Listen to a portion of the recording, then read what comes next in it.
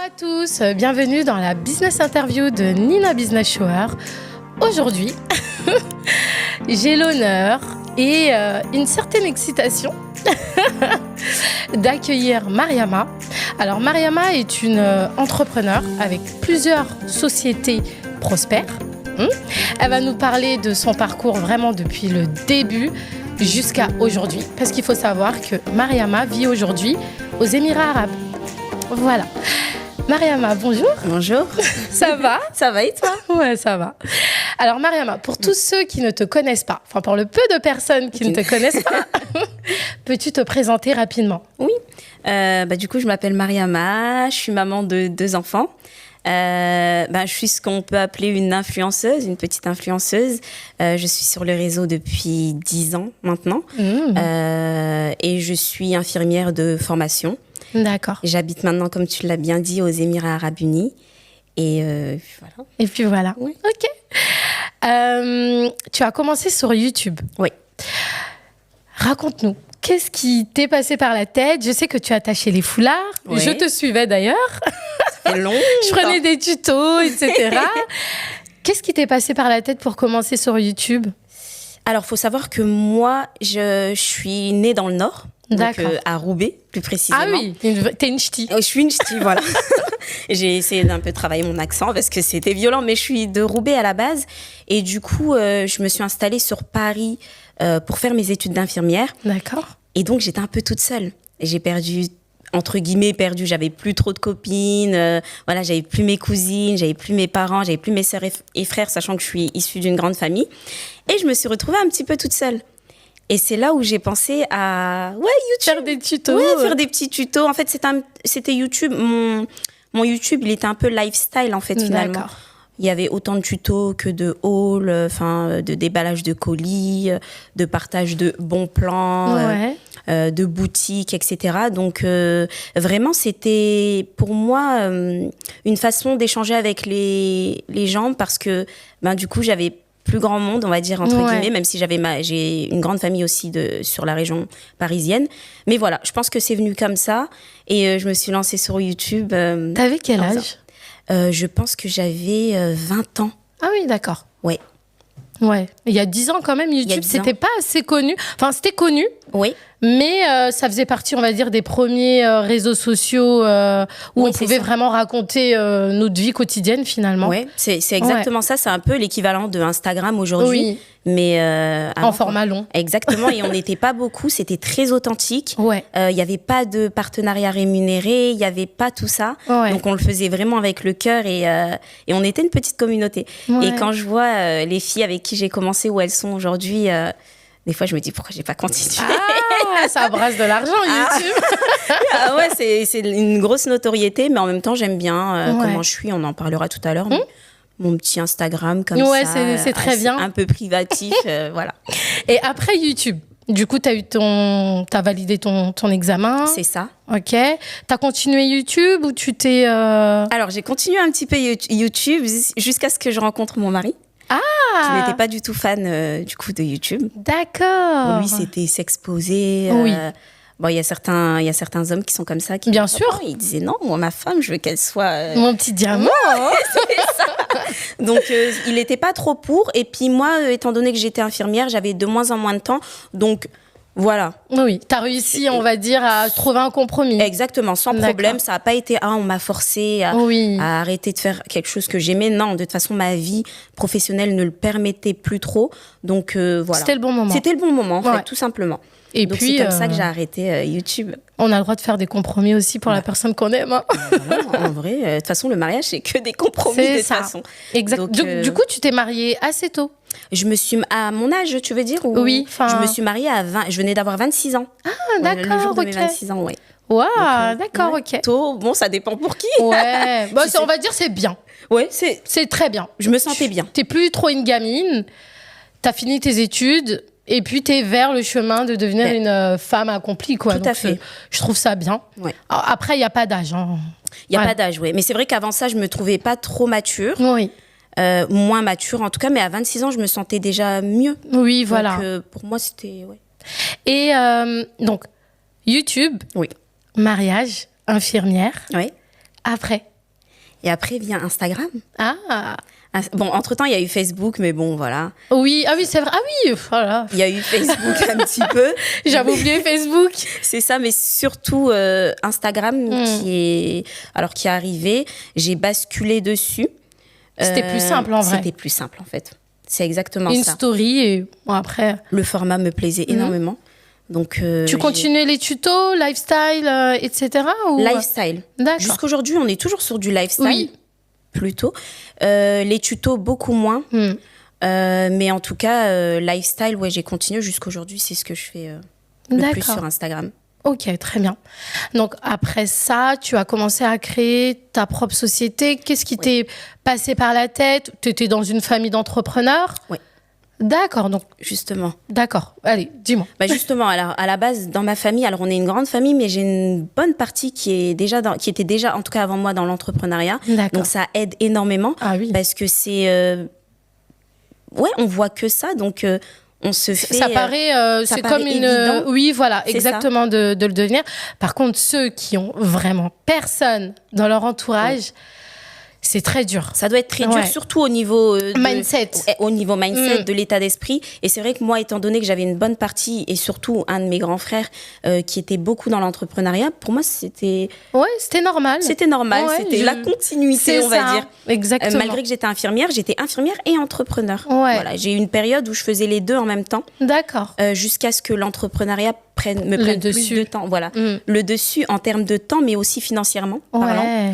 Et à ce moment-là, j'ai décidé de réduire. J'ai fait ça vraiment progressivement, très équilibré, très progressif, pour pas trop choquer, en fait, trop me choquer moi-même, parce que métier d'infirmière, c'est quelque chose que j'aime énormément.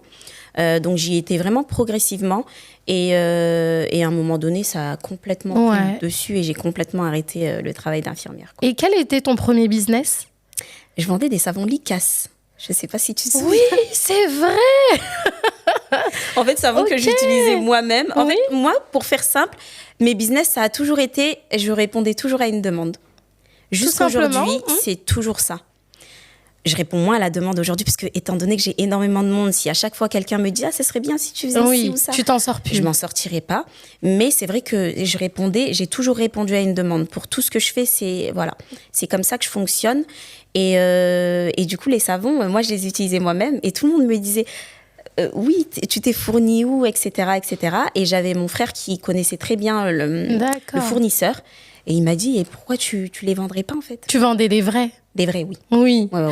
Il y a eu tellement de faux. Oui, il y a eu beaucoup de faux. Mais je pense que c'est pour ça ton savon, du coup, marchait, puisque tu vendais le vrai. Oui, c'est ça. Et je le vendais vraiment à travers Instagram, c'est-à-dire je prenais les commandes par message, vraiment quelque chose de très naturel, et je suis rentrée dans l'entrepreneuriat naturellement. Il n'y avait rien de calculé comme aujourd'hui. Oui. J'avais pas de site internet. Vraiment, voilà, c'était comme ça. Comme ce que tout le monde faisait il y a quelques années. Exactement. Voilà. Ouais. C'est vrai qu'aujourd'hui, c'est très calculé, mais bon, on en reparlera. Très calculé, oui. Et donc, les savons Likas. Oui. Ensuite. Donc, les savons Likas m'ont bien aidée. Financièrement, je trouvais que c'était pas mal. Alors, peut-être qu'aujourd'hui, j'en vivrais pas. Oui. Parce que tout a augmenté. Mais c'est vrai qu'à cette époque-là, c'était pas mal. Ouais. Et ensuite, moi, je me suis formée en praticienne en hijama. Cupping thérapie, ventosothérapie. D'accord. En complément de ton métier, finalement. Exact. Pour moi, c'est la suite. Oui, logique, voilà. Mon métier, ça va être surtout sur la médecine conventionnelle. Et puis, je me suis intéressée quand même à ma religion. C'est ça. Coup, et qu'est-ce que je pouvais apporter en tant qu'infirmière par rapport à ma religion. D'accord. Dans ma communauté. Et naturellement, je me suis dirigée vers la hijama, la médecine par les ventouses. Et ça a été mon deuxième, du coup. D'accord. Tout en continuant de vendre ou tranquille? Je vendais de moins en moins. De moins en moins, c'est par période. C'était par période, exactement. D'accord. Vraiment. Et du coup, mon deuxième business, ça a été business entre guillemets, je le mets, ça a été celui-là, praticienne en hijama. Et quand tu es praticienne en hijama, tu es dans la médecine naturelle, donc forcément, il faut que tu proposes des compléments alimentaires naturels. Et du coup, mon troisième, ça a été ça. D'accord. Comptoir des saveurs. Oui, c'est ça, le comptoir des saveurs. Donc, un e-commerce basé sur des produits naturels, des produits de la médecine prophétique et médecine naturelle. D'accord, ok. Donc, vraiment, ça a été une... Mais là, quand tu me parles, c'est simple. Donc, tu fais ton Licasse, tu vends les savons Licasse. Après, tu fais cupping thérapie. Après, tu fais comptoir des saveurs. Il y a des choses cachées. C'est dur. Alors, c'est dur. Franchement, raconte-moi les coulisses. Comment ça s'est passé, tout ça? Comment tu t'es financé? Est-ce que tu as pris des crédits? Est-ce que tu as connu des échecs? Est-ce que tu as été déçu par certaines personnes? Est-ce que tu as été trahi? Enfin, l'entrepreneuriat, c'est pas un long fleuve tranquille. Je veux que tu me racontes vraiment les coulisses de tes business. Alors, malheureusement, j'ai pas eu de difficultés. Mais non! Parce que j'ai pas eu tant de difficultés que ça. Parce que tout s'est fait, encore une fois, naturellement et crescendo. D'accord. Tout est très réfléchi. À chaque fois que je me lançais dans quelque chose, je réfléchissais énormément. Donc, est-ce que tu fais un business plan? Non. D'accord. Ou alors, je le fais, mais sans m'en rendre compte. Mais sur papier comme ça, oui. Non. D'accord, donc rien de très... travaillé. Oui, voilà. Ouais. Tu as une idée en tête, tu fais voilà, le pour, le contre, ce qui va, la demande, le problème, etc. Et tu écris, tu dis, bon, ça va, ça répond à un besoin, exactement. Hop, je me lance. Moi, comme je disais tout à l'heure, c'est répondre... Pour moi, le secret, c'est de répondre à un besoin réel, un besoin que tu le vois et on t'en parle surtout. Oui. J'ai beaucoup fait mes business grâce en fait aux réseaux sociaux et grâce à mes abonnés. Oui. Parce que c'est elles qui m'aiguillent. D'accord. Je sais les écouter. En fait, tu es vraiment à l'écoute finalement. Ouais. Tu es et tu disais que tu n'as jamais laissé en fait, tu as laissé petit à petit ton salariat pour être entrepreneur. Tu sais, aujourd'hui, il y en a beaucoup qui pètent un câble, qui disent bah écoute, je lâche tout, j'en ai marre du salariat. Ouais. Je lâche tout. Et je fais ce que j'ai toujours voulu faire, l'entrepreneuriat. Oui. Selon toi, ce n'est pas une bonne idée. Moi, à chaque fois qu'on me demande des conseils par rapport à ça, c'est de faire les deux en même temps. Exactement. Ça demande énormément d'énergie, ça prend énormément d'énergie. Moi, j'en ai fait des nuits blanches. Oui. Et je ne l'ai jamais caché. Donc, il n'y a pas de secret. Oui, il n'y a pas de secret. Moi, je filmais, je mettais en story. Il était 4h du matin, je suis en train de travailler. Vraiment, je ne cache rien du tout. J'ai fait énormément de nuits blanches. J'étais fatiguée le lendemain, je devais aller au travail. C'était sur un temps, alors je dirais assez court parce que ça fait longtemps, mais sur le coup, c'était assez long. Et comme je disais, c'est quand l'un prend le dessus, enfin quand l'entrepreneuriat, je me suis dit à partir du moment où l'entrepreneuriat prendra le dessus sur le salariat, là à ce moment-là, j'arrêterai. Oui. Mais je n'ai pas fait l'erreur, pour moi c'est une erreur, mais après ça reste mon avis, de quitter l'entrepreneuriat. Tout d'un coup. Non, je trouve que c'est risqué. Oui, c'est vraiment risqué. Oui. Sachant que après le salariat non plus, c'est pas une sécurité, mais ça reste quand même quelque chose, enfin ça reste un salaire qu'on perçoit tous les mois, dont on vit. Oui. Voilà. L'entrepreneuriat, aujourd'hui, tu as peut-être 10 000 et puis après, le mois d'après, tu as peut-être 3 000. Exactement. Et en plus, tu as toutes les taxes à payer, etc. Oui. Certains ne voient pas tout ça et pensent que, malheureusement, avec tout ce qu'on voit sur les réseaux sociaux, être chef d'entreprise, c'est s'asseoir, filmer, montrer un peu... voilà, ça demande tellement d'efforts, comme tu disais, des nuits blanches, etc. Donc vraiment, toi, le vrai conseil que tu donnes, c'est y aller pas à pas. Crescendo, ouais. Parce que même à l'heure actuelle, moi, des fois, je me dis, je vais retourner dans le salariat. Ah. Ouais. Je me dis, en fait, c'était... Tu vois, malgré toutes tes... Mais tu sais, moi, j'ai toujours rêvé d'être une personne qui aime le salariat. J'arrive pas, mais... J'arrive à un certain temps, pareil. Voilà, c'est-à-dire que c'est... parce qu'on aime cette... Moi, j'aimerais bien être une personne... Je me lève, je vais au bureau, je vais prendre le café, mes collègues... C'est ça. J'arrive pas. Et puis, tu rentres à 17h, ça y est, tout est fini. C'est fini. T'as plus de stress. Il faut que je poste, il faut que je... Non, tu vois, j'aimerais vraiment, mais je pense que c'est après pas fait pour tout le monde. Pour tout le monde, c'est comme l'entrepreneuriat aussi. Oui, l'entrepreneuriat aussi n'est pas fait... pas fait pour tout le monde. Il y a beaucoup de gens qui se lancent, mais... qui arrêtent. C'est pour ça qu'il y a toujours de la place. Quand on dit il y a de la place pour tout le monde dans l'entrepreneuriat, parce que tout le monde arrête au bout de 5 ans. Oui. Si t'es encore là, c'est que c'est bon. Bon. C'est pour toi. Exactement. Parce que crois-moi, au bout de 2 ans, 3 ans, tu commences à voir, il y a des baisses. Il y a des moments où tu vas vendre un peu plus, d'autres tu vas pas vendre du tout, et tu vas remettre en question ton business, etc. Et c'est là où il faut se former. Tu penses pas? Parce que tu es la reine de la formation. Reine des formations. Dès qu'il y a une formation, je cours dessus. Oui, exactement. Mais c'est peut-être ça finalement ton secret. C'est que tu restes jamais sur tes acquis. Oui. Ça fait partie des choses qui font que ça fonctionne. Oui. Je dirais, ouais. À ce jour, oui. Tu as combien de formations à ton compteur? Une dizaine. Une dizaine, ouais. hein.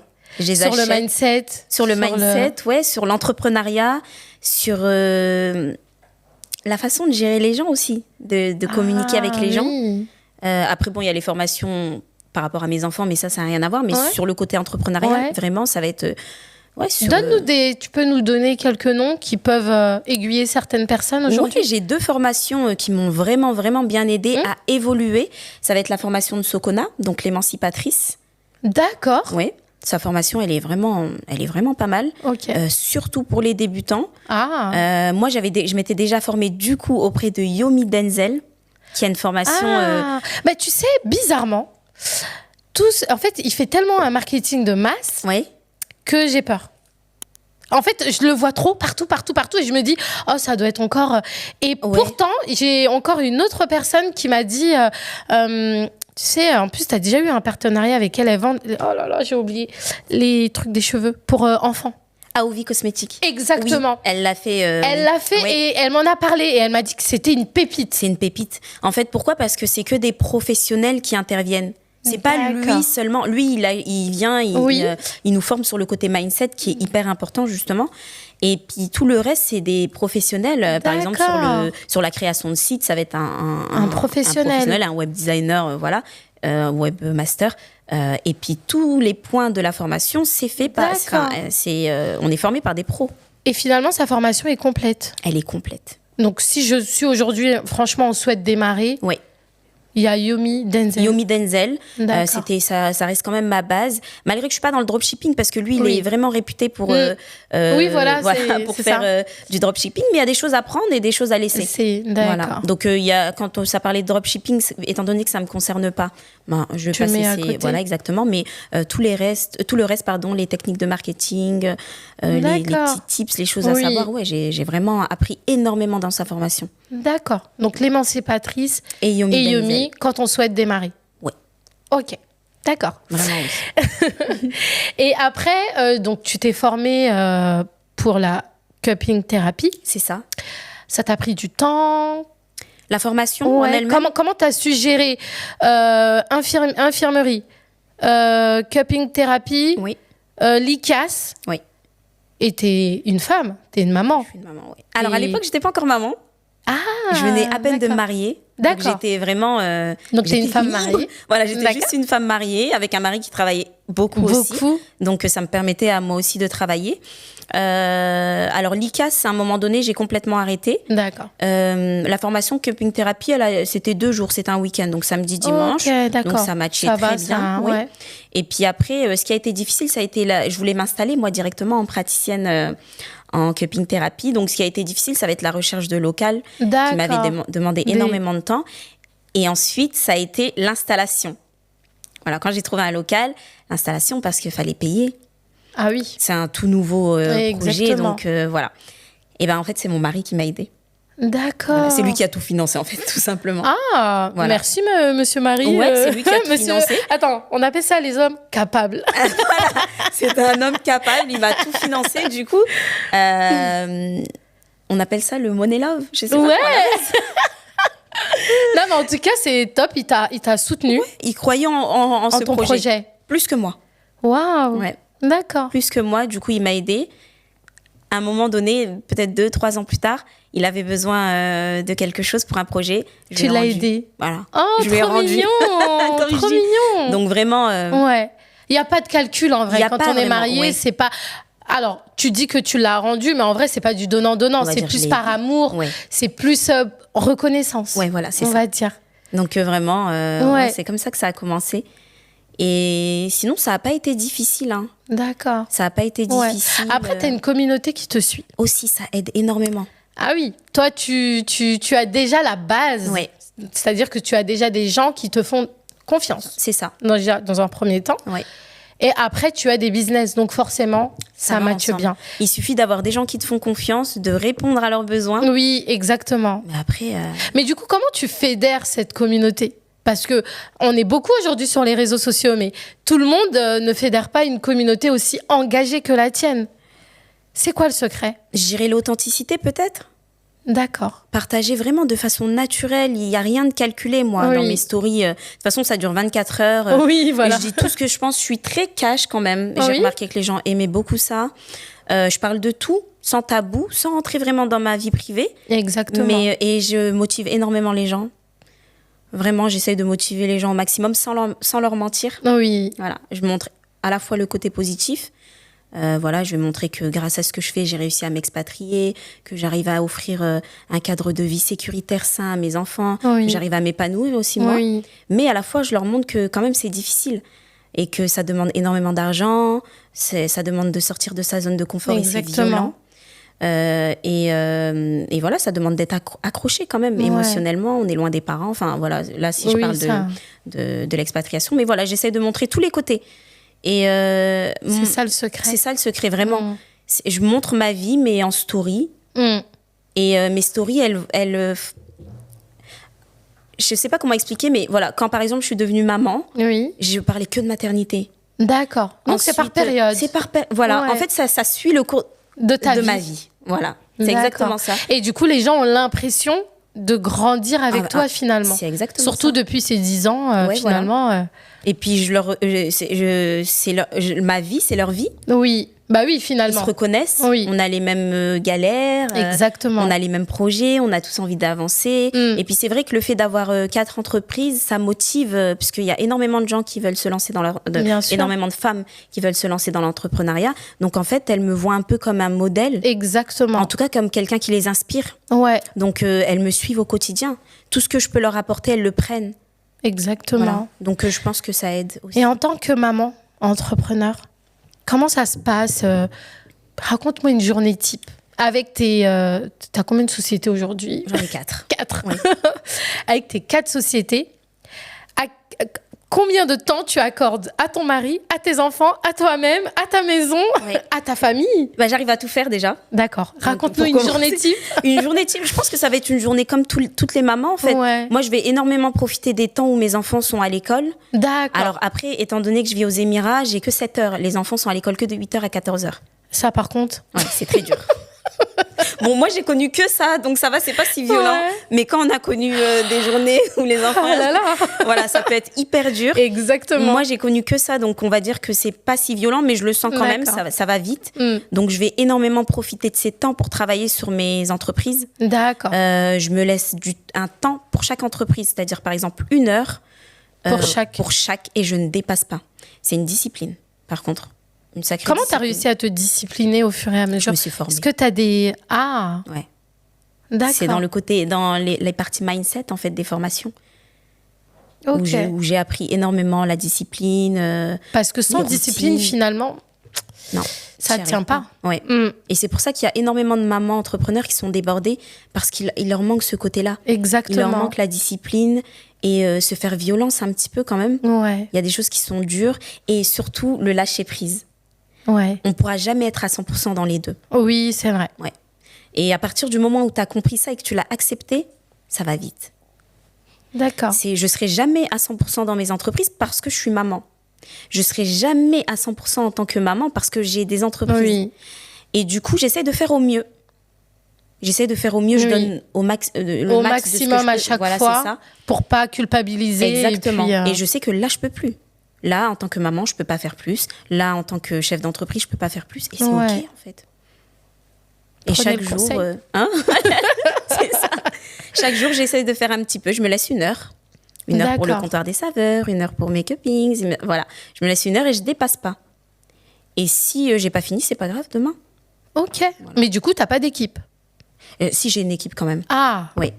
Je travaille quand même avec des webmasters, des community managers. Oui. J'ai des préparatrices de commandes. OK. Voilà. Bon, ça, c'est déjà bien. Quand même mais le cœur de la gestion au quotidien, c'est toi. C'est moi, oui. D'accord. T'as pensé à un moment donné de déléguer? Plusieurs fois. Quand j'arrive à un moment où j'en peux plus, parce que ça arrive souvent. D'accord. L'entrepreneuriat, c'est vraiment des hauts et des bas. Total. Et à plusieurs moments, j'ai été dans des bas. Et moi, quand je suis dans une période basse, je ferme. Je ferme tout. C'est ma façon à moi de faire. D'accord. Je peux me permettre... C'est pour ça que des fois, on veut aller sur le site. Ouais, c'est fermé. Et je dis réapprovisionnement. Des fois, c'est du réapprovisionnement, mais des fois, c'est aussi du. C'est parce souffle, que en fait. tu stoppes. Ouais. Parce que quand je sens que là, je commence à être. Submergée. Ouais. Ou que je consacre beaucoup moins de temps à mes enfants. J'ai pas de mal à me stopper. Je peux me permettre de le faire parce que je suis une femme. Du coup, j'ai un mari qui travaille. C'est ça, etc. exactement. Ça aide. Mais c'est vrai que quand j'arrive dans des moments où je sens que ça commence à être, je commence à être comme ça, où je me plains énormément et où je suis fatiguée constamment, je ferme tout simplement. Le lâcher prise. Le lâcher prise. Et je suis attachée à mes entreprises, mais à la fois, je suis pas attachée. Est-ce que c'est pas d'un point de vue spirituel aussi ? Ça aide énormément. D'ailleurs, comment tu arrives à associer ta foi et tes business ? Comment tu... Parce que finalement, en étant une personne avec la foi, on a un mindset. Oui. C'est-à-dire le lâcher prise, oui. on n'a pas le contrôle, on laisse, on va dire, on fait les causes et puis on attend, etc. Oui. Avant chaque business, comment tu t'y prends au niveau de ta spiritualité, de ta foi ? Est-ce que tu fais ta prière de consultation ? Comment tu t'y prends ? C'est vrai que je l'ai déjà fait 1 ou 2 fois, mais pas tout le temps. Mais par contre, j'ai une confiance totale, c'est-à-dire que je le fais, et si ça doit marcher, ça va marcher. Et si ça marche pas, bah c'est pas grave, c'est une expérience. Quoi qu'il arrive, moi je le dis tout le temps. C'est une expérience, je sais que ça c'est pas pour moi. En même temps, est-ce que tu as un business qui n'a pas marché ? Non. Merci. Donc en vrai, je suis pas peut-être la meilleure. Mais attention, tu analyses, tu as une facilité à analyser aussi les choses qui font que ta prise de risque, elle est diminuée en gros, puisque tu sais, ta communauté te parle. C'est ça. Donc tu sais que le jour où tu vas sortir le truc, ça devrait fonctionner. Puisque j'ai répondu encore une fois à une demande. Ouais. Je l'ai pas fait pour moi. Je fais rien pour moi. C'est-à-dire quand je fais quelque chose, c'est pas j'ai envie de le faire. C'est quelque chose que j'aime faire. Oui. Ça va être de toute façon tout ce qu'on me demande, ça va toujours être dans mon champ de compétences. La base, ça sera mon métier d'infirmière et ça va toujours être quelque chose que je fais déjà. Ça va toujours être dans mon champ de compétences en tout cas. Et du coup, d'avoir ça, je sais plus ce que je disais. Tu disais que tout ce que tu faisais, c'était réfléchi dans le sens où c'est dans ton champ de compétences. C'est dans mon champ de compétences et je fais énormément, même si ça se voit pas, je fais un gros travail d'inspection avant. Je le fais très naturellement en story comme je fais. Ah oui, d'accord. Mais des fois, c'est très subtil, mais en vrai, je pose des questions pour avoir mes petites réponses. Oui, voilà. Oui. T'es une petite maline, hein, quand même. C'est un peu stratégique, c'est ça. J'essaye de pas trop saouler les gens, mais grâce à leurs réponses, je travaille quand même. Ouais. D'accord. C'est très subtil. Donc, avec la religion et avec tes business, du coup, tout est toujours lié en quelque sorte. Voilà. Oui. Est-ce que tu fais vraiment en sorte à ce que ça rentre dans les... que ça ne dépasse pas les interdits de ta religion. Voilà. Ça reste ma base. D'accord. Et en tout cas, tous ceux qui sont religieux, je pense qu'il faut absolument qu'on respecte ça. Sinon, on se perd. Exactement. Et puis, nos entreprises, elles ont des valeurs quand même. Il faut avoir des valeurs, des principes, c'est toujours mieux. Oui, exactement. Donc, moi, mes valeurs, j'ai des valeurs classiques comme tout le monde, mais beaucoup de valeurs religieuses. Lesquelles ? Dans les valeurs religieuses ? Oui. Déjà, le rapport avec l'humain. Ouais. Le rapport avec l'humain, je sais parler aux gens, je sais là où je dois aller, où je dois pas aller, ce qu'il faut dire, ce qu'il faut pas dire. L'humain, c'est complexe. L'humain, c'est complexe et c'est le plus dur. Ouais. Et même dans mes produits, dans ce que je vais proposer, est-ce que c'est en accord avec l'islam ? Est-ce que je fais pas quelque chose qu'on n'a pas le droit de faire ? Exactement. Ou même le produit qui est néfaste, des choses comme exactement. Ça. Je vends rien de néfaste, tout est contrôlé, il faut que ça soit qualitatif. Et ça, c'est dans nos devoirs. Exactement. Je ne vole pas les gens, j'arnaque pas. Oui. Les prix sont justifiés, il ne faut pas que je sois dans l'exagération.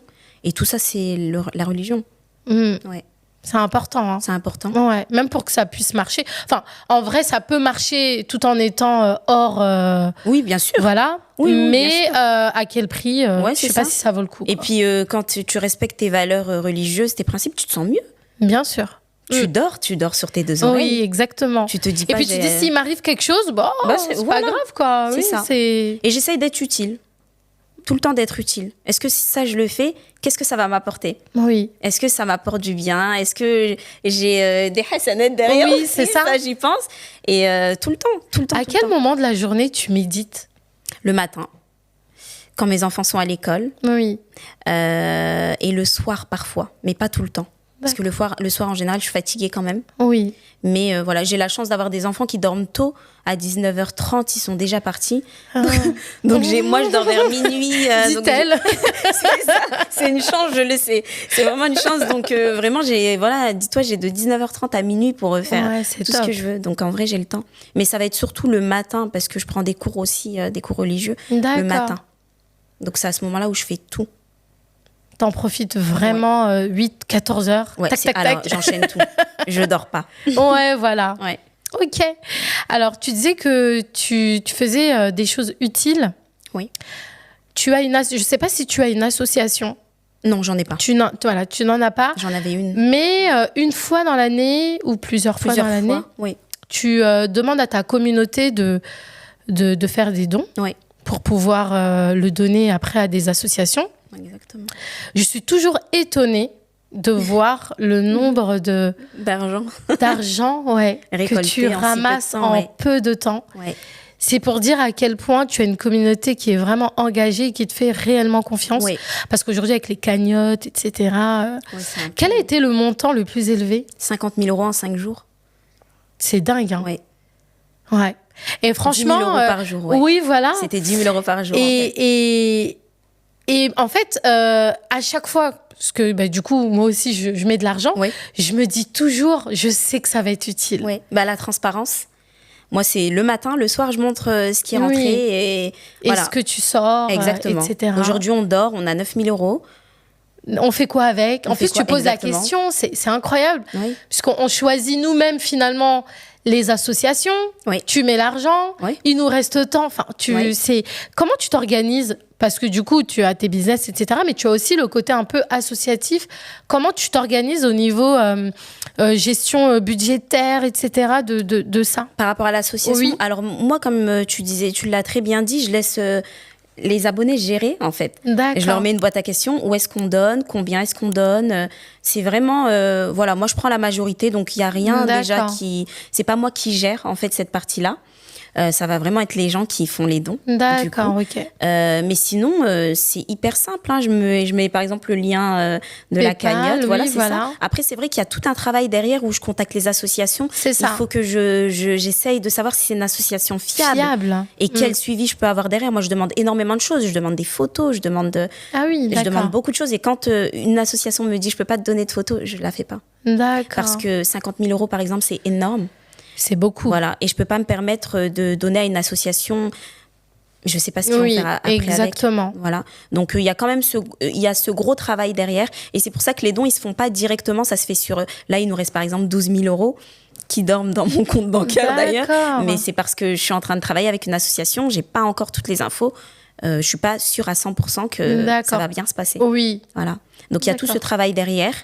Et c'est une grosse responsabilité. Ah oui, totalement. En plus de tout ce que je fais, je me suis rajouté ça sur la tête. Exactement. C'est ça. Et c'est pas dur, enfin, t'as pas peur, t'as pas d'appréhension parce que c'est autant d'argent et des milliers de personnes qui ont donné peut-être des fois 100, des fois 50, des fois 5 €, des fois même 2 €. Ouais. Mais tout ça réuni, ça fait beaucoup, beaucoup, beaucoup de personnes. Ouais. T'arrives à gérer ce stress-là? Je dors moins bien quand je fais les cagnottes. Oui, quand tu as la cagnotte, oui. Ouais. Je dors moins bien parce que ça reste de l'argent. On est des humains et ça peut aller très vite. Eh oui. Donc, c'est vrai que je dors de la guerre, c'est l'argent. C'est l'argent, exactement. Donc, c'est vrai que je vais moins bien dormir quand j'ai de l'argent des personnes qui me font confiance. Mais vraiment, c'est la transparence. J'essaie de... Le fait même de montrer ce qu'il y a en temps réel, ça te permet de bien rester concentré. C'est ça. Voilà. Okay. Moi, je montre tout en temps réel et puis je le mets en story permanente. C'est-à-dire que tout le monde a accès. Et tout le temps. Tu as juste à aller. Et puis même la cagnotte de l'année dernière, tout le monde a toujours accès. Donc jusqu'au centime près, tout le monde saura exactement ce que je ferai avec l'argent. Donc ça permet de rester droite aussi. Mais je dors quand même pas très bien. Mais après, je pense à la récompense et je me dis... Exactement. Voilà. J'essaye de me servir de ma communauté, même si, j'ai peut-être 35, c'est pas 100, c'est pas 200, mais c'est suffisant pour faire des bonnes actions et pour entraîner tout le monde avec moi. Exactement. J'essaie de me servir de ma communauté à bon escient. Ouais. Et dans les années à venir, est-ce que tu comptes ouvrir une association ? Comment tu comptes développer ce côté un peu humanitaire que tu as naturellement en toi, quoi, finalement ? Moi, j'avais déjà une association, Santé sans frontières, et c'était trop dur. Ah, c'est peut-être un échec, entre guillemets. En tout cas, on n'est pas dans l'entrepreneuriat, on est dans rien. Mais c'est quand même... c'est plus dur que l'entrepreneuriat pour moi. Une association ? Ouais. C'était... En fait, je pense trop de responsabilités, beaucoup trop de responsabilités. Et du coup, j'ai arrêté. Et là, la façon de faire, je me sens bien.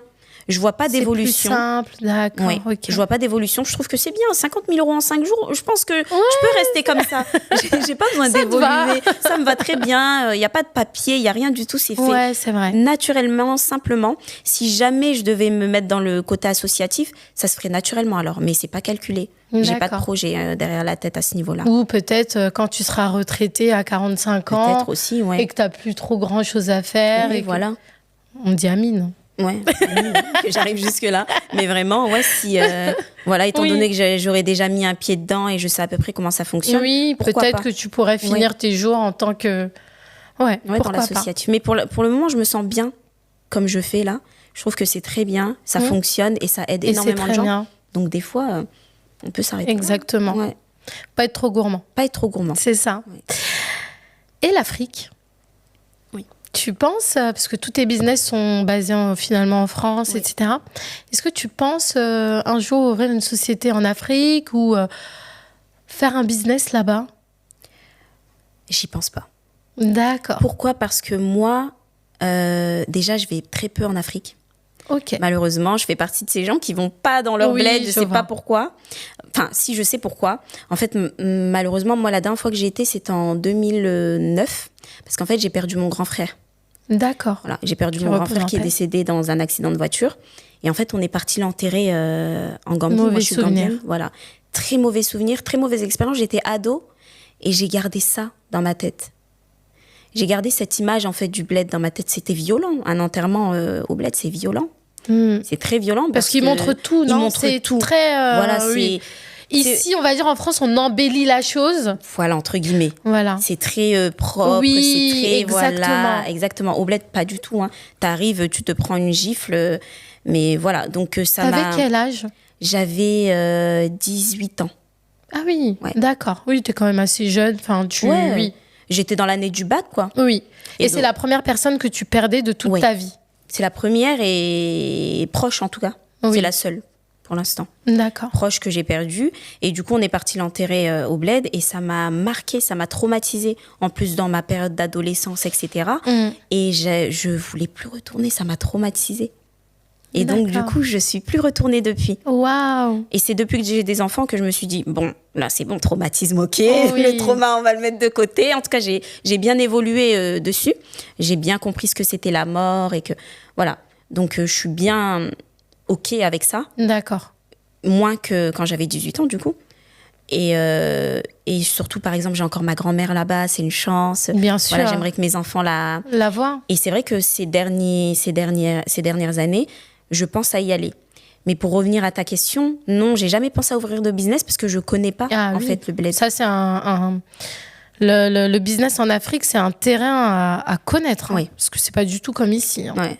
C'est pas pareil. Et je suis pas sûre que ce qui fonctionne ici fonctionnera là-bas. Ah oui, totalement. Je suis pas sûre. Donc, même au niveau de la communication, au niveau de comment avoir des clients, ils sont pas très très internet. Oui, c'est ça. Tu vas pas faire un site internet à je sais pas combien, ils vont pas spécialement aller dessus. Limite, tu vendrais plus sur TikTok. Ouais, c'est ça. Et sur je sais pas moi, comment on appelle ça, WhatsApp. Tu vois, en fait, faut savoir s'adapter. Mais il y a de l'argent. Il y a de l'argent à se faire. Et puis même en tant que, maintenant avec mon esprit entrepreneur, je pense que si je vais là-bas, obligé. Me connaissant, je vais voir un truc, oui. j'ai envie de le faire, j'ai envie de faire ça. On a la chance parce que du coup, on a déjà la double culture et il y a pas mal de choses à faire en Afrique. Oui. Après, par contre, maintenant, ça y est, le terrain, il commence à être pris. Oui. Tu es de quelle origine ? Gambienne. Oui. Voilà. Bon, en tout cas, les gens commencent déjà à comprendre que faut peut-être faire un petit business à côté en Afrique. Voilà. Malheureusement, en Afrique, c'est que si tu n'es pas sur place... C'est ça aussi. C'est un peu complexe. Voilà, on a eu tellement de cas où tu as laissé gérer une personne et puis finalement la personne elle a bouffé tout ton argent. Tu vois, il y a tellement eu de cas que en fait il faut être sur place. Oui. Et te connaissant, tu es tellement en fait, c'est aussi un défaut d'être très procédurière, très carré parce que tu peux pas aller n'importe où. Là-bas, oui, c'est un peu. Tu peux pas aller n'importe où, mais quand même. Je suis ouverte. Ouais. Ça, c'est sûr. Tu pourrais peut-être contribuer au développement de ton pays un jour, qui sait. Après, ça serait une grande fierté en tout cas. Ouais. Donc, je suis pas fermée. Je suis complètement ouverte à ça. Voilà. Il faudrait que j'y aille et que je vois. Et comme tu disais tout à l'heure, j'ai une communauté, etc. Je pense qu'on peut faire de belles choses. En Gambie, même en Afrique, même en Gambie, partout. Donc, j'y ai déjà pensé. Puis mon mari me l'a déjà un peu mis en tête. Parce que lui est pro-Afrique. Donc, d'accord. Voilà. Il me l'a déjà mis en tête plusieurs fois. Et lui, il vient de quel pays ? De la Mauritanie. Ah oui, d'accord. Ouais. Donc, Et du coup, t'es déjà partie en Mauritanie ? Non, jamais. Non plus. Faudrait songer à y aller faire en même temps. Non, il faut que je me rattrape. Un road trip. Ouais, un road trip. Non, pour le coup, je sais que. Oui, même pour les enfants, c'est important qu'ils puissent connaître. Et même pour moi, des fois, je me pose et je sais qu'il me manque quelque chose et c'est ça. Ouais. J'ai beaucoup de choses, je suis comblée sur pas mal de choses, mais ça, je sais que je vais pas le cacher. C'est un petit manque, Et quand je vois les gens partir, je me dis, toi, c'est quand que tu pars, quoi ? Oui, il faudrait penser à y aller, Non. Je sais pas si je ferai partie des personnes qui vont développer le pays, mais je pense que j'arriverai en tout cas derrière, je pense. Oui. Mais j'ai un projet comme pas mal de gens de la diaspora. Oui. Le projet final, ça serait de s'installer là-bas, ça serait bien. Ouais. Après, est-ce que ça sera possible, je sais pas, mais. C'est un autre comparé aux Émirats arabes, c'est pas pareil. Ah ouais, c'est pas pareil. On en reviendra. C'est ça. C'est pas pareil. Alors, je sais que tu as un franc-parler. Oui. Tu dis la vérité, etc. Alors, il y a une entrepreneure, une créatrice d'abaya. D'ailleurs, je suis habillée par elle aujourd'hui. Canon. Voilà. Je t'ai déjà dit que c'était trop joli. Ouais, voilà. Mais je veux que tu le dises. Oui, que je le redise. Alors, de toute façon, vous allez voir, on va écrire son nom. Elle s'appelle So Abaya. So Abaya. C'est une créatrice d'abaya. Vraiment, elle fait tout. Elle va chercher le tissu. Enfin, vraiment, il n'y a rien de acheté. Voilà, pas de fournisseur.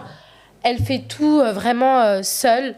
Et matière, qualité de malade. Ça se voit. Vraiment, très lourd. Elle en fait aussi des matières pour l'été. Oui. Là, ce que j'ai, c'est une matière, c'était en hiver que je l'avais acheté. Même au niveau de la couleur, etc., tout est bien pensé. Les finitions aussi, nickel. Vraiment, elle est top. Je vous invite à aller sur son Instagram. Donc, c'est So Abaya, sur TikTok également. De toute façon, il y aura tous les infos, vous inquiétez pas. Alors, du coup, est-ce que tu valides ? Est-ce que tu l'aurais acheté ? Je l'aurais acheté. C'est tout à fait mon style. C'est totalement ton style. Elle est simple, c'est minimaliste en fait. C'est son style. Voilà. Très minimaliste, la couleur elle est jolie, la coupe. Oui, la coupe. Il y a tout qui va. Ouais, exactement. Ouais. Non, elle est très très jolie. Bon, très bien. Il y a tout qui va. Tu l'achèterais combien, genre ? Alors moi, en abaya, je mets beaucoup d'argent. Donc je sais pas si je suis une référence, mais je mettrais... parce qu'elle, c'est la qualité. Donc, je mettrais facilement 70 € en tout cas. D'accord. Ouais. Bon, c'est ces tarifs. Ok. C'est à peu près ces tarifs-là. Ouais. Sachant que ça demande quand même pas mal de... Après, on a l'impression comme ça que la personne, elle fait la abaya comme ça, mais non. Tu vois, il y a les allers-retours, le couturier, etc. Enfin, je connais un peu le domaine, donc c'est pour ça que je suis pas radine, moi, en abaya. Oui, parce que tu sais un peu... je sais un peu comment ce que ça se demande. Passe et tout. Ouais. Tu sais qu'il y a quand même aussi pas mal de créatrices sur les réseaux sociaux aujourd'hui. Il y en a pas mal qui se disent, on va dire, créatrices. J'ai parlé avec plusieurs... créatrices également, qui sont... en fait, le marché est saturé. Oui, il y a beaucoup, Le marché j'ai l'impression que quand il y a un business qui qui fonctionne, on va dire un petit peu, tout le monde se rue dessus. C'est-à-dire que plus personne ne réfléchit à savoir, bon, attends, est-ce que je fais de la qualité? Est-ce que je fais... Allez hop, ils prennent... c'est-à-dire que, par exemple, elle avait fait ce kimono-là, ça fait des années. Hein. Oui. Bien évidemment, c'est toujours très... flatteur quand on copie ton modèle, etc. Bon, ça, on peut pas aller contre tout ça. Mais en fait, moi, j'ai un souci, c'est que j'ai l'impression, en tant que cliente, c'est que tout le monde fait la même chose. Il y a des personnes... En fait, j'ai horreur de la médiocrité. Oui. J'ai horreur de la médiocrité, c'est-à-dire que il y a une sœur aujourd'hui qui va se lever, qui va dire bon ben voilà, j'aimerais bien faire un business, etc. Bon, je suis musulmane, donc je vais faire des abayas. Oui. Alors elle va aller n'importe où comme ça, elle va prendre une photo, elle va mettre sur Instagram et patati, les couleurs, le truc. En fait, je trouve il y a beaucoup de médiocrité dans ce. Je suis désolée pour toutes celles qui vendent des abayas, pour les créatrices et tout, mais je parle en tant que cliente. Il y a beaucoup de médiocrité et le fait qu'il y ait quelques-unes comme ça qui sortent du lot.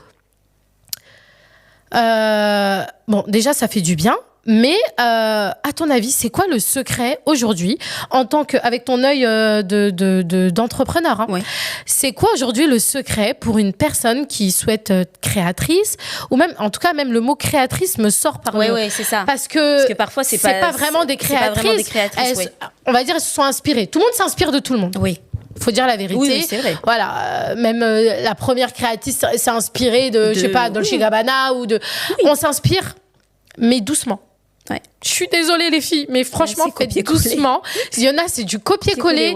Les photos, c'est de la médiocrité. Quel conseil aujourd'hui, avec ton œil d'entrepreneur, tu donnerais à une personne qui souhaite se lancer aujourd'hui dans les abayas et qui veut sortir du lot? Bah, moi, mis à part la qualité, etc., ça, je mets de côté, hein, parce que pour moi, ça, il n'y a pas de... C'est indéniable. C'est indéniable. Moi, je suis beaucoup sur la DA, sur la direction artistique. Je suis beaucoup sur le storytelling, moi. D'accord. En fait, quand j'achète une abaya, j'aime que l'abaya, elle a une histoire. Que la personne ne fait pas comme tu dis, elle sort dehors, elle prend une photo et elle voilà. Oui. En fait, il y a des gens qui racontent des histoires. À travers. L'abaya. Tu sens qu'il y a une DA derrière. Oui. C'est cohérent. C'est pas sortir des abayas pour sortir des abayas. Moi, c'est ça que je regarde. Comme j'ai dit, la qualité, etc., on met de côté. Mais c'est vraiment ce que tu dégages, l'image de ton entreprise. Oui. Voilà, l'histoire de tes abayas, en fait. Exactement. Elle sort d'où? Pourquoi tu as fait ça? Pourquoi tu as choisi cette matière? Pourquoi ce design-là? Pourquoi... Si tu sais me l'expliquer. Écoutez les filles, hein. Je vous le dis. Il y a une histoire. Moi, chaque abaya doit avoir une histoire. Écoutez. Moi, la abaya que je porte, voilà, il faut qu'il y ait une histoire. T'aimes porter quelque chose qui veut dire quelque chose. Tu sens que c'est une créatrice qui l'a fait. Voilà, en fait, pas créatrice uniquement dans la pièce en elle-même, mais vraiment, c'est tout autour. D'accord. Vraiment, tout ce que ta marque, elle dégage. Faut investir, quoi. Et ouais, c'est ça. Et tout ce que tes robes, elles dégagent. Ouais. C'est quoi l'histoire? C'est quoi qu'est-ce que tu as voulu transmettre en créant cette abaya? Je vais te fatiguer un petit peu, mais allez, aujourd'hui, tu as envie de devenir... je sais que tu réfléchis très vite. Ouais. Ok, on va essayer. Tu m'as mis la pression. Tu réfléchis très vite. Tu veux créer une abaya. Là, tout de suite, donne-moi une idée. Une DA, un truc. T'imagines comment le truc... Je vais m'inspirer d'une tenue traditionnelle d'un pays. D'accord. Ouais. Ok. Je sais pas, par exemple, la Mauritanie. Oui, parce que je vais m'inspirer du Mulf. Ok. Voilà. Et je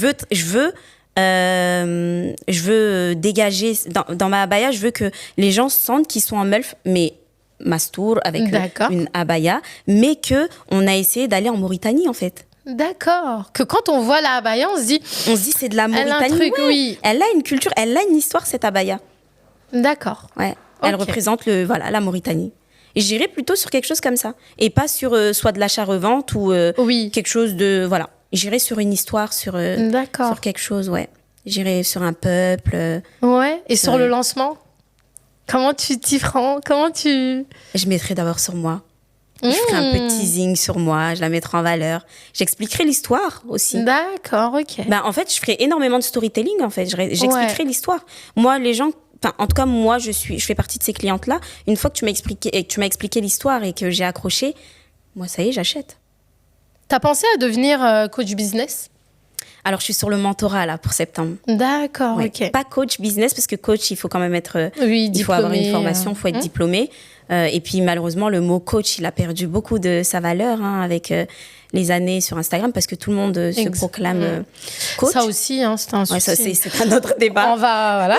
Mais en tout cas, le mentorat, ouais. D'accord. J'aime beaucoup parce que c'est quelque chose... C'est pas coach, mais on est quelque chose dans quelque chose de très... je vais beaucoup discuter, comme je suis en train de discuter avec toi, avec une marque qui se lance. Oui. Et puis, on va parler d'elle, on va parler voilà, de sa marque, de ses valeurs.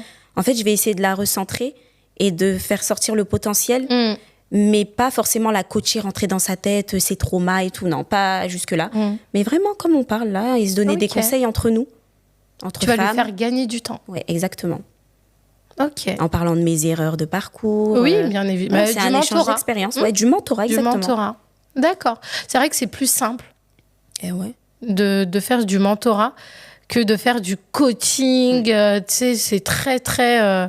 faut aimer, quoi. Faut aimer. Vraiment, faut aimer. Et puis moi, je suis quelqu'un beaucoup dans tout ce qui est spontané. Oui. De toute façon, c'est pour ça que je suis toujours en story, que des stories. C'est vraiment, moi, la spontanéité, c'est ce que j'aime le plus. Ouais. Et le naturel, voilà, pas des choses trop... Quand c'est trop travaillé, ça me stresse. Ah, ouais.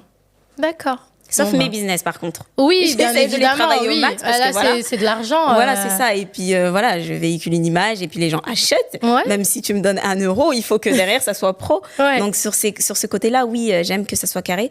Mais sinon, j'aime beaucoup quand c'est spontané, naturel. Comment on va un petit peu parler chiffres. Je vais un petit peu te bousculer encore à nouveau. Mais par exemple, pour ton premier lancement, Comptoir des Saveurs, tu as fait un lancement, tu as sorti, tu as eu énormément de commandes.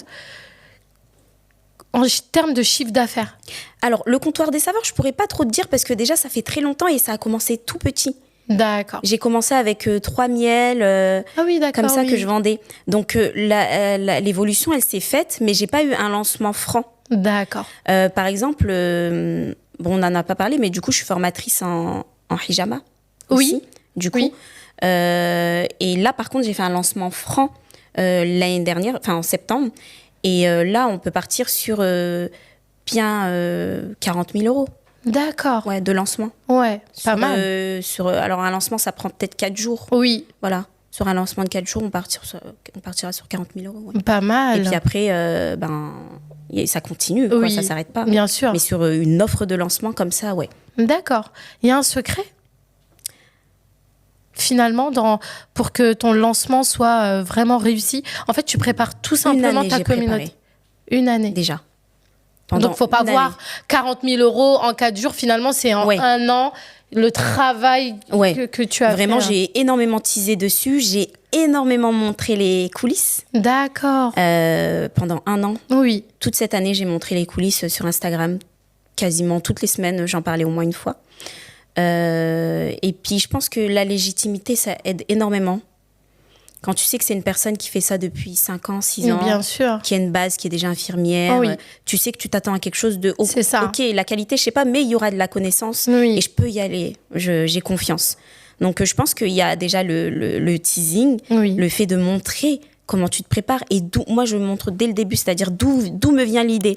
D'accord. D'où me vient l'idée. Depuis le début, je vais te mettre une story permanente et je vais te parler que de ça. D'accord, ok. D'où ça a commencé. Et là, tu prépares. Et là, je prépare. Je le fais naturellement, mais en même temps, je sais que derrière, c'est... Bien sûr. Voilà. Et c'est pour répondre à leurs demandes aussi. C'est ça.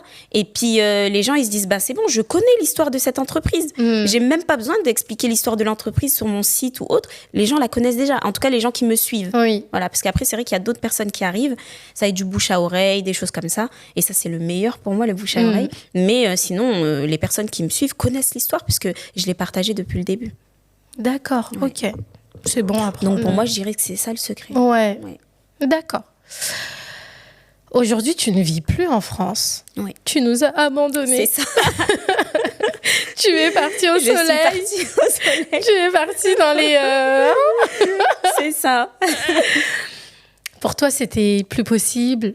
Comment c'est passé? Comment cette petite graine, elle a semé dans ta tête pour arriver là aujourd'hui? Alors, pour moi, c'était pas quelque chose d'obligatoire, même si, bon, il y a certaines écoles qui vont dire que c'est obligatoire, etc. Je suis OK avec ça, mais c'était plus un besoin, une envie. D'accord. Voilà, c'était plus un besoin, une envie. Et le déclic, parce que pour le coup, pour ça, il y a eu un déclic, c'était la naissance de ma fille. Oui.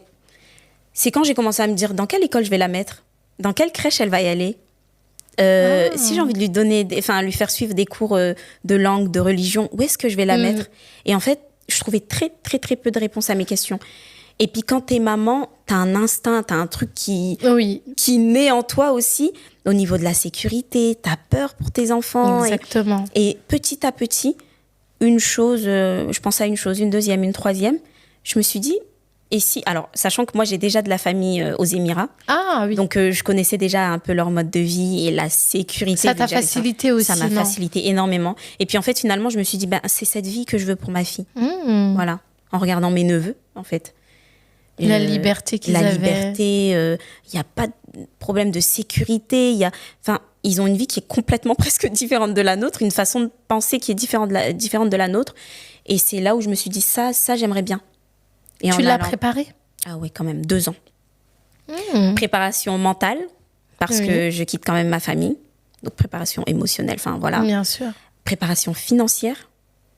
Je pense que je le mettrais même en premier. Parce que tu penses qu'il faut combien à peu près comme ça pour partir tout dépendra de ta composition familiale. Moi, je suis partie, j'avais 2 enfants avec mon mari.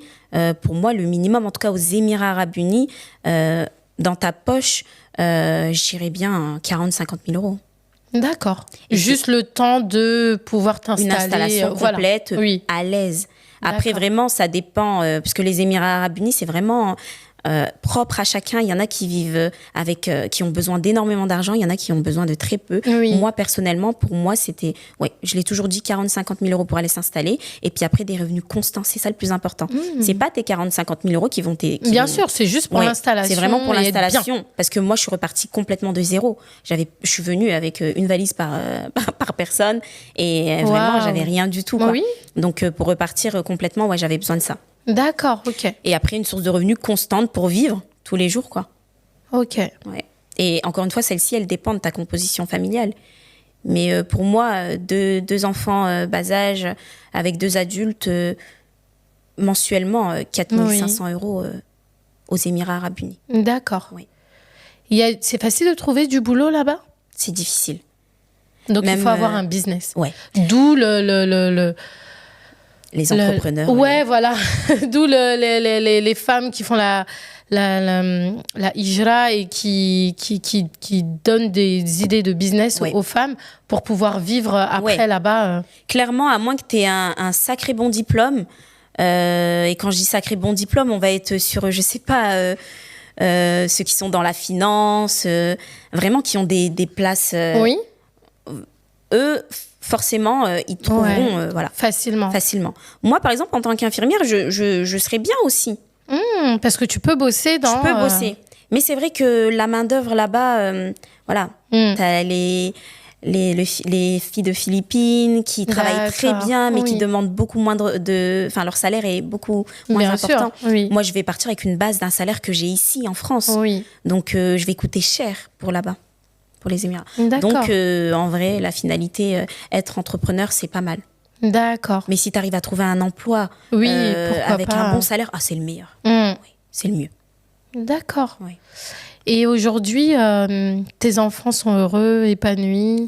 Tu fais tes allers-retours un peu en France. C'est ça. Eux, ils ont complètement grandi là-bas parce que mon fils, quand je suis partie, il avait 3 mois. Donc, il a connu que T'as ça. pas eu peur de tout ce chamboulement? Tu sais, tu viens d'accoucher. Déjà, toi, le temps que tu te rétablisses, puis après les enfants, puis le déménagement, enfin, c'est... moi, je suis sortie de ma zone de confort. Et comme j'ai dit, c'était violent. Mais ça valait le coup. Ça valait le coup. Oui.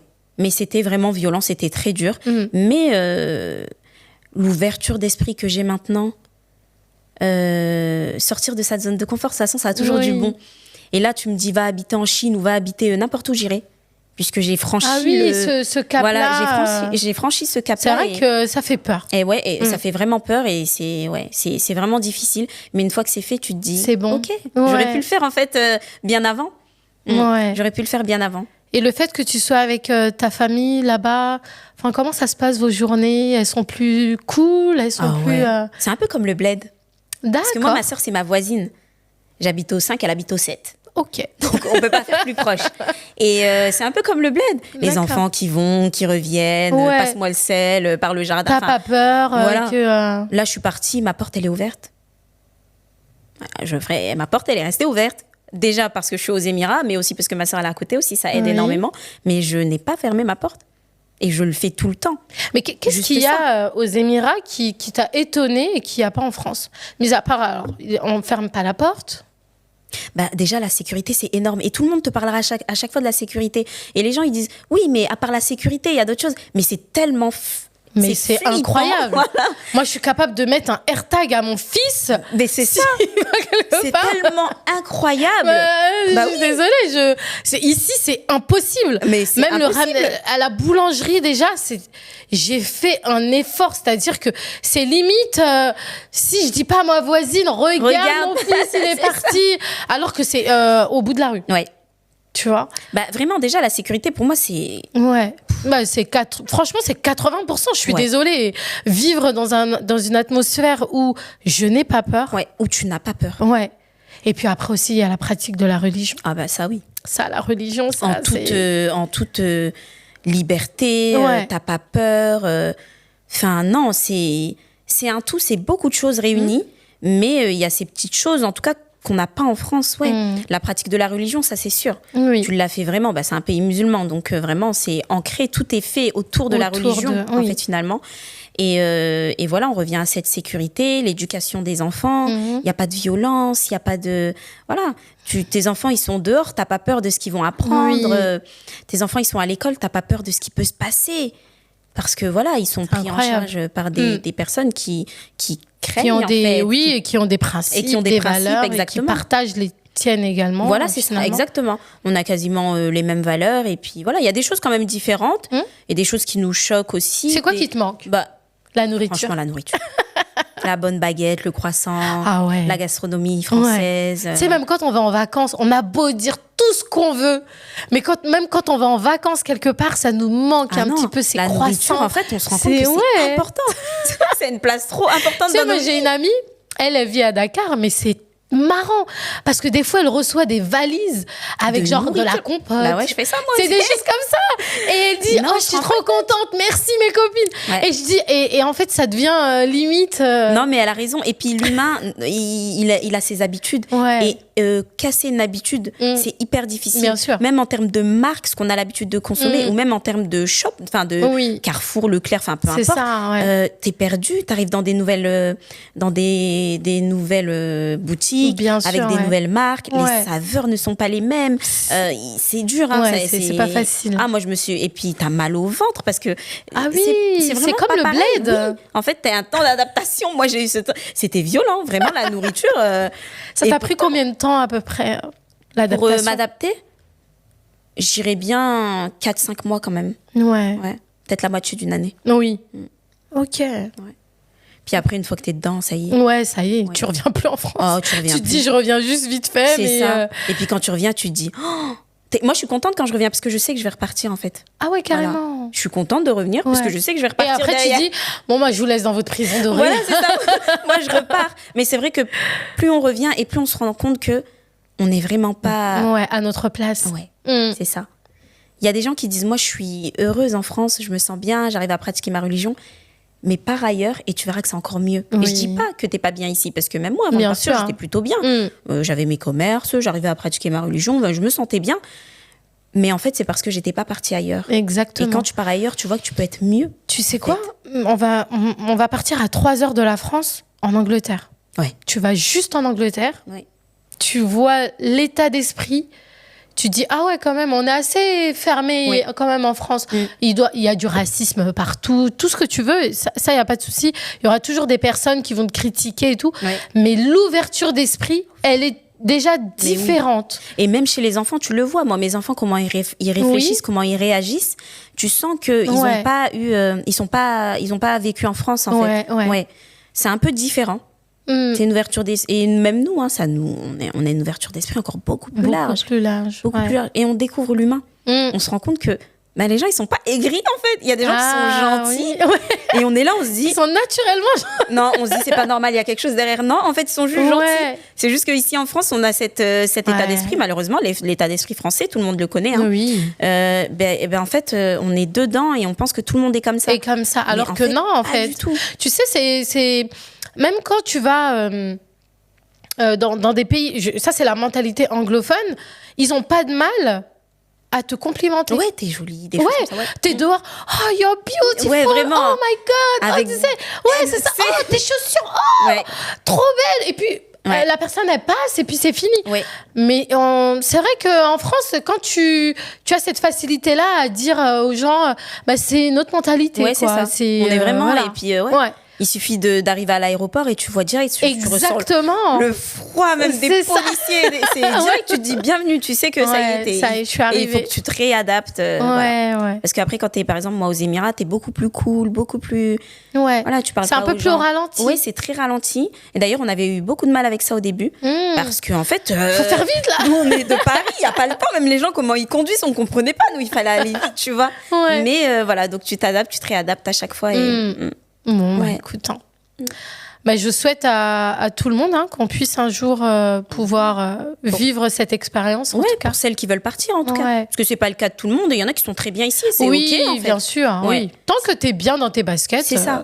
Que tu sois même au pôle Nord. Mais oui, c'est très bien. Voilà, c'est juste que quand à un moment donné, tu te sens pas vraiment à ta place, c'est l'idéal, c'est de partir. Et puis, et ça fait du comme bien. on dit, hein, la France, tu l'aimes ou tu la quittes. C'est exactement ça. Et ça fait vraiment du bien de partir. Ouais. Ça fait vraiment du bien.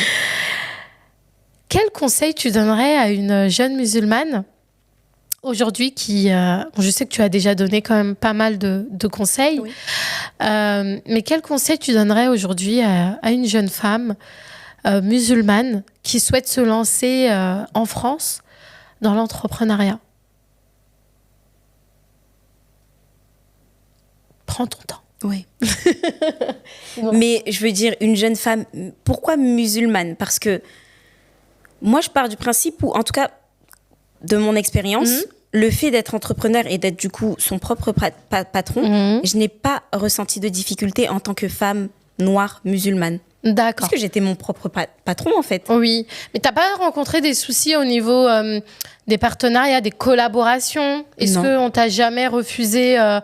je sais pas moi, je sais pas, une collaboration ou quelque chose, non? Non, quand t'as personne au-dessus de toi, c'est tout de suite plus facile. D'accord. Et d'ailleurs, c'est pour ça qu'il y a beaucoup de musulmanes, de voilées, etc., qui veulent se lancer dans l'entrepreneuriat parce qu'elles peuvent respecter. Il y a personne au-dessus de toi pour dire enlève ton voile ou ne prie pas ou etc., des choses comme ça. Donc c'est pour ça que je vois pas vraiment quel conseil donner. Mis à part des conseils basiques comme je donnerais à tout le monde en fait, peu importe ta couleur de peau, ta religion, mais c'est vrai que moi je motive toutes les sœurs à se lancer dans l'entrepreneuriat parce qu'elles vont être libres à se lancer correctement. À se lancer correctement par contre, oui, on est d'accord, parce qu'il y a quand même, alors avant on se lançait naturellement comme on disait tout à l'heure, et il y avait pas forcément, rien n'était calculé. Maintenant, avec tout ce qu'il y a sur le marché et les professionnels qui y sont, il y en a qui sont lancés mais qui ont un marketing de folie, qui ont une DA qui est incroyable. Donc, il faut se lancer avec un minimum. Voilà. Se lancer sans site internet, avec des via en DM pour tes commandes, etc. Pour moi, c'est plus possible. Voilà, il faut se faire sa place parmi les grands qui sont déjà là. Il y a de la place pour tout le monde. Se former. Mais se former, se faire accompagner aussi. Et surtout avoir un mindset en béton. Je sais que c'est chiant de parler du mindset parce qu'on n'entend que ça, mais en vrai c'est la base de tout. Et souvent les gens ils me disent mais comment tu fais pour faire tout ça? Parce que en fait c'est dans ma tête et c'est ancré, et c'est là le mindset. Moi je vois pas d'échec. Déjà je vois pas d'échec, même quand il y a quelque chose qui me voilà, c'est pas juste ça devait arriver, c'était pas pour moi, c'est tout, je laisse sur le côté. Voilà, c'est ça. Il y a à la fois la foi, comme on disait tout à l'heure, mais il y a aussi le mindset. Et pour moi, même avant de se former sur le marketing, sur ce que tu veux, tu dois avoir un mindset en béton parce que c'est lui qui va t'accompagner. C'est lui qui va faire que tu vas tenir malgré les difficultés, parce qu'il y en aura énormément. Bien sûr. Il y a énormément de difficultés. Moi, en ce moment, par exemple, dans mes commerces, je rencontre énormément de difficultés fournisseurs, énormément de difficultés avec mes collaborateurs. Mais étant donné que j'ai un mindset de fou, en fait, j'arrive à rebondir. D'accord. C'est-à-dire quand ça marche plus avec une personne, moi, je lui dis salut, je peux pas. Il faut que j'avance, en fait. Oui. Il faut que j'avance et je sais pourquoi je le fais. Je sais les objectifs que j'ai derrière. Et voilà. Ouais. Donc, c'est vraiment, pour moi, le mindset, ça, c'est sûr. D'accord. C'est la première formation qu'il faut faire. Oui. Et je rajouterais, en tant que musulmane, qu'il faut se former aussi sur le commerce dans l'islam. C'est ça. Ouais. Mais tu connais des personnes, toi, qui... Non, justement, j'en connaissais pas. Je me suis même dit, mais pourquoi personne n'a pensé? Et puis après, on m'a dit que c'était très complexe. C'est difficile. Pour moi, c'est de la jurisprudence, oui. On appelle ça. Il y a vraiment des cours par rapport à ça. C'est ça. Donc, il faut que la personne, elle se forme. Oui. C'est pas impossible. On peut le faire, il suffit de se former. Hein. Oh, tu sais, même dans les formations que les sœurs proposent, je pense qu'il faut avoir une petite partie voilà, vraiment où on t'apprend à même parce que je sais que même pour fixer tes prix, il y a une genre règle. il faut pas dépasser parce que sinon ton argent devient haram. Ouais. Enfin, je veux dire, ça va beaucoup plus loin. Voilà, il y a des règles et ça, je pense c'est ce qui manque aujourd'hui. Ouais, c'est ce qui on manque. a beaucoup de sœurs effectivement qui ont des formations, etc., super intéressantes. Mais il manque cette partie-là. Ouais. Et moi, je le dis tout le temps. Et récemment, on m'a dit qu'il y avait quelqu'un qui le faisait. Je me souviens plus du tout de son nom. Ah. Mais si ça me revient, je t'enverrai ça. Ouais. Mais c'est vrai que ça manque énormément. Et on a nos petites infos qu'on cherche à gauche à droite, comment fixer un prix. Oui. Et il y a des gens qui trouvent ça chiant parce que c'est vrai que l'islam, il y a beaucoup de règles. Mais les règles du commerce dans l'islam, elles sont hyper importantes. Et ton commerce, il file droit. Ouais, aussi. On a l'impression que c'est chiant parce qu'on aimerait avoir des prix de ouf. Ouais, bah oui, rentabiliser. Mais en vrai, comme on dit, la baraka, elle est vraiment dans ça. Et si tu respectes, tu verras que t'es tranquille. C'est cool. Ouais. Et même si t'as un peu, bah, tu vois, tu pourras même dépenser beaucoup sans t'en rendre compte. Exactement. Enfin, des fois, avec le peu qu'on a, on peut faire beaucoup de choses et ouais. Et franchement, ça glisse après. Faut avoir des valeurs, faut avoir des principes quand t'es entrepreneur. Sinon, tu peux aller partout. Une fois que l'argent, elle rentre, et imagine, tu te fais des milliers d'euros en si peu de temps, sachant qu'avant, tu n'avais pas beaucoup d'argent. C'est ça. Tu peux partir vite fait dans tous les sens. Moi, il m'est arrivé un peu de perdre la tête des fois quand je faisais des lancements à des sommes astronomiques. Allez, on va en vacances. Ouais, tu sais plus te contrôler en fait. Tu dis, je vais faire ci, mais il faut toujours se recentrer. Surtout que les impôts, ils vont pas t'oublier. Exactement. Mais vraiment, il faut se recentrer et c'est là où tes valeurs et tes principes prennent toute leur importance et tu te ressens, tu dis ok, calme-toi vraiment parce que ça va vite. De toute façon, l'argent, comme tu disais tout à l'heure, c'est le nerf de la guerre et puis ça peut t'aider comme ça peut te ramener de l'autre côté. De l'autre côté, ouais. Et c'est pas le but finalement. C'est pas le but, non. Donc si je retiens bien ce que tu as dit, donc se former au niveau de la jurisprudence, se faire accompagner également et quoi d'autre? Et c'est tout. C'est tout. Ouais, c'est déjà bien. Ouais, c'est déjà pas mal. Déjà, t'as ces trois-là. C'est déjà bien. Ouais. T'as une bonne base en fait. Ouais, exactement. T'as une très très bonne base. Et répondre à un besoin. Répondre à un besoin, oui, c'est ça. Ouais. Moi, c'est parce que finalement, c'est vrai, t'as raison. Il faut pas faire quelque chose que nous on aime. Sinon, faire un truc qui va vendre, qui va se vendre et qui va répondre à un besoin. Malheureusement, des fois. Voilà, on est un peu parce que c'est ce que j'aime faire. Oui, voilà. Mais tu réponds moi j'aime pas à un bien. C'est ça. Je suis sûre que ça va marcher. Parfois pas tout le temps. On a l'impression, mais des fois on est on est à côté. Ouais. Merci beaucoup, Mariama. De rien, avec franchement, grand plaisir. Ce fut un vrai plaisir. C'était pas mal. J'espère que vous avez apprécié cette interview. N'hésitez pas à commenter. À donner votre avis sur tous les conseils, sur tout ce qu'elle a pu dire lors de cette interview. Et merci de nous avoir regardés. Mariama, est-ce que tu as un mot de la fin? Je dirais, en tout cas, les conseils que j'ai donnés, c'est mes conseils, mais moi, je suis toujours ouverte aux échanges. Parfois, je peux être dans le faux, parfois... Mais voilà, c'est vraiment les conseils que j'avais à donner et qui m'ont amené en tout cas, là où je suis. Et c'est quand ton mentorat? En septembre, normalement. En septembre, oui. Ok. Normalement. Bon, je pense que ça va être très vite... J'espère. Ouais. Mon but. C'est mon but. En tout cas, on fait l'expérience. Oui. Si ça fonctionne, tant mieux. Si ça fonctionne pas, c'est que j'étais pas faite pour ça et c'est ok. Tu rebasculeras sur autre chose. Sur autre chose, voilà, c'est ça. Merci. Merci. Avec grand plaisir. Merci à toi. Je suis sortie de ma zone de confort là. Ouais. Ça fait du